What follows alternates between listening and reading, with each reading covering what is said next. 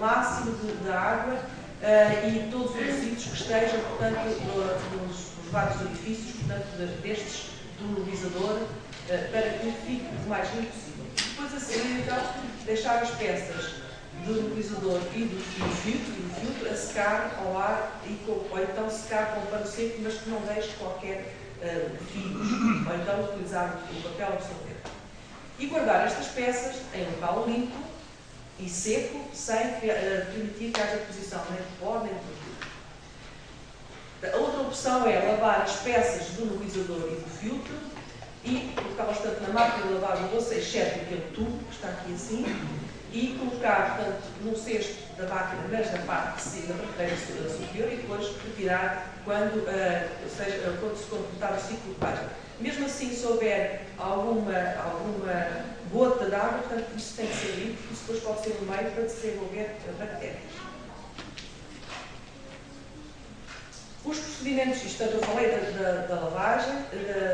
agora os procedimentos de desinfecção, que é um outro procedimento, que deve ser feita semanalmente. Portanto, todas as vezes que as pessoas utilizam o mobilizador e o compressor, portanto, o mobilizador tem que ser lavado e seco, portanto, aquilo que eu falei. Mas, semanalmente, tem que haver uma desinfecção, que é mais rigorosa e que deve ser feita com água, com a pequena quantidade de água, com detergente, a ferver durante 5 a 10 minutos, ou então fazer com desinfetantes que já estão recomendados e que portanto, estão perfeitamente definidos, não é com qualquer desinfetante. O não cumprimento destas recomendações pode provocar infecções graves, porque há uma colonização dos sistemas de mobilização que podem, portanto, ficar com bactérias e depois o doente vai inalar essa bactéria. O outro sistema que falei, portanto, é o inflow, que está aqui o esquema e que alguns de vocês já conhecem. Portanto, é um sistema muito pequenino, muito leve, muito prático, mas que exige cuidados muito rigorosos para que a mobilização seja feita corretamente, a produção do aerossol seja feita adequadamente. Portanto, nós temos aqui assim o componente, no fundo, que é substitui quase o compressor, e depois este será o mobilizador, ou equivalente, portanto, ao mobilizador, que tem, portanto, esta unidade de controle e depois tem aqui uma peça fundamental que vocês estão a ver aqui, que é esta, que é onde se está aqui a gerar o aerossol. Esta peça que tem que ter cuidados muito especiais, não só na lavagem, que vamos ver à frente, mas depois também na sua manutenção e na sua substituição. E,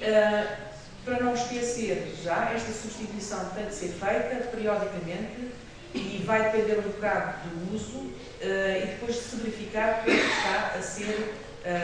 produzido aerossol. Por regra, deve-se substituir 3 em 3 vezes, o máximo 6 em 6 vezes, depende muito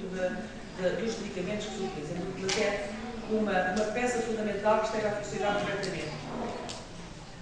E isto será a preparação, como é que nós vamos preparar, portanto, o sistema para depois colocar o medicamento. E há uma coisa fundamental, portanto, esta é a tal peça que eu falei antes e que não se deve colocar, portanto, nada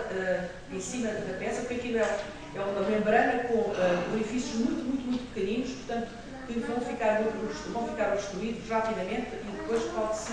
portanto, também danificar. Portanto, isto depois, portanto, vem nos manuais, mas queria chamar a atenção para este aspecto importante, que era não fazer nenhuma pressão sobre esta membrana. E depois, tem que ser também como é que nós vamos executar a técnica de inalação. Portanto, o doente tem que estar confortável, numa posição, portanto, com costas apoiadas, e o bocal tem que ficar entre os lábios. Nas crianças, às vezes, há uma tendência, na brincadeira, de colocarem a língua aqui dentro do bocal, portanto, não pode ser, nós temos que ter cuidado de prevenir, portanto, a obstrução da entrada, como é lógico, e depois ativamos o sistema de botão e vai-nos inspirar e expirar calmamente, como já disse antes, e depois, no fim do tratamento, o aparelho por ele próprio se desliga. Portanto, quando chega à altura em que já o volume de medicamento que está, portanto, aqui assim, portanto, neste local onde a gente vai, no depósito onde a gente vai colocar o medicamento, quando o volume já não é o suficiente para se produzir aerossol, portanto, o próprio bifenol vai disparar, portanto, e acaba com o processo de inalação. A limpeza, temos que desligar o aparelho do corrente, desencaixar tudo, desmontamos as peças todas, e levantamos ali uma lingueta que se tem que apertar para se tirar a tal membrana, ou tal gerador de aerossol, e depois estes componentes são todos mergulhados em água quente, ou então numa torneira com água mais ou menos a 40 graus, e depois são passados e depois são mergulhados com água da torneira a 40 graus. E depois temos que limpar, não devemos utilizar escovas e depois algumas das peças que tem que ser passada mesmo na água corrente da água da torneira. E temos que sacudir sempre o excesso de água. Portanto, este passo é sempre importante para não deixarmos água nos componentes. Para que nós tenhamos a certeza que o eFlow está a funcionar corretamente, com o próprio aparelho vem um dispositivo auxiliar de limpeza do gerador de aerossol, em que, com soro fisiológico, portanto, nós vamos fazer, no fundo, como que uma limpeza do aparelho. Outro aspecto importante, portanto, que eu falei era não usar escovas, e agora, só para demonstrar que, além da limpeza, temos a tal manutenção do gerador de aerossol, que é a tal membrana, que no mínimo tem que ser de 6 a 6 vezes, mas vai ter que ser variável, e como vocês veem, isto são mínimos orifícios que ficam rapidamente obstruídos. Até a própria água com o calcário, portanto, das nossas torneiras que saem, pode obstruir estes pequeninos orifícios. O outro, que é o iNetro, que é utilizado para administrar, portanto, o Promethazine, e que também, portanto, tem outra técnica completamente diferente de utilização e de desinfecção. Portanto, como veem aqui assim, há aqui assim um próprio cestinho onde se vai colocar todas as peças e onde depois vamos utilizar o detergente líquido para a lavagem e não se deve reutilizar com água que já de uma lavagem anterior e não, portanto, não se deve ferver as peças do iNetro no forno ou no micro-ondas. Isto são tudo instruções que vêm, inclusivamente, com o próprio, que são distribuídas até pela própria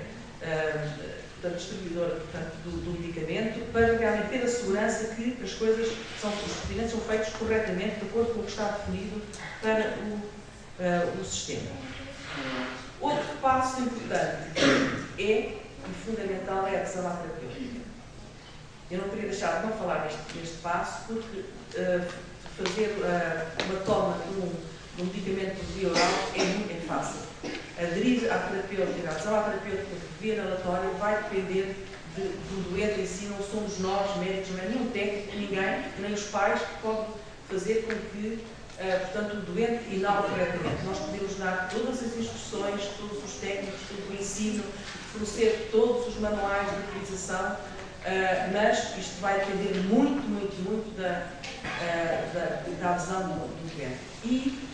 isto é importante, não só porque temos a eficácia do medicamento, mas também porque todos nós somos responsáveis. E estes medicamentos usados, como sabem, na virose, os antibióticos, os são